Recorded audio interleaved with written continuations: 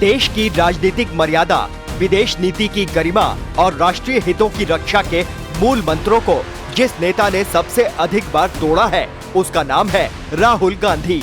एक बार फिर वो चर्चाओं के केंद्र में हैं, लेकिन देश के पक्ष में नहीं, बल्कि डोनाल्ड ट्रंप जैसे भारत विरोधी नेताओं को भारत के खिलाफ उकसाने के कारण। सवाल ये है कि क्या यह सिर्फ राजनीतिक अपरिपक्वता है या कोई पूर्व नियोजित साजिश। जब अमेरिका के राष्ट्रपति डोनाल्ड ट्रंप भारत पर एक तरफा टैरिफ थोपते हैं, भारत को डेड इकोनॉमी कहते हैं और हर रोज नई धमकियां देते हैं, तब राहुल गांधी ना तो चुप रहते हैं, बल्कि ट्रंप को अडानी कार्ड खेलने की सलाह दे डालते हैं।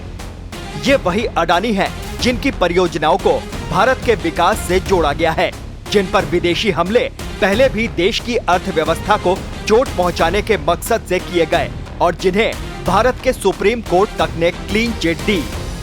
राहुल गांधी ने खुलेआम दावा किया कि मोदी सरकार की चुप्पी अमेरिकी जांच के डर से है। सोचिए, प्रधानमंत्री पर सीधे सीधे विदेशी ब्लैकमेलिंग का आरोप, और वो भी ट्रंप को भारत के खिलाफ उकसाने के लिए।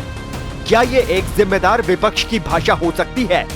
राहुल गांधी की ट्विटर राजनीति और विदेशी लॉबियों से मेलजोल अब देश की सुरक्षा और संप्रभुता के लिए खतरा बनती जा रही है।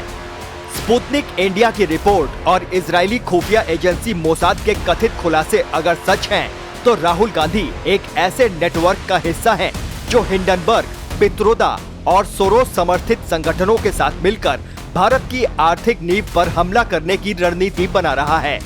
मोदी को घेरने के चक्कर में यदि कोई नेता ट्रंप जैसे भारत विरोधियों का समर्थन करता है, तो वो देश का नेता नहीं, दलाल कहलाता है। राहुल गांधी की हालिया टिप्पणियां, अमेरिकी यात्राएं, संदिग्ध मुलाकातें और सोरोस समर्थित मंचों पर उपस्थिति, ये सब संकेत देती है कि उन्होंने विपक्ष की भूमिका छोड़कर विदेशी एजेंडे का मोहरा बनना चुन लिया है।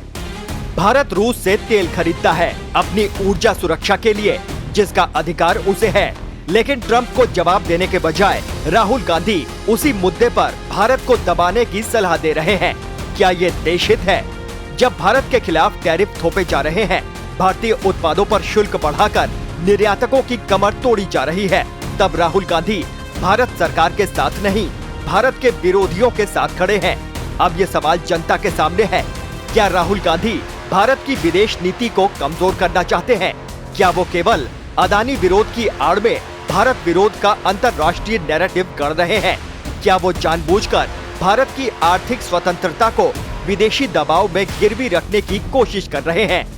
देश को ऐसे नेताओं से सावधान रहने की जरूरत है, जिनका असली एजेंडा सत्ता नहीं, सत्ता के लिए राष्ट्र को गिरवी रखना है। Team news watch India.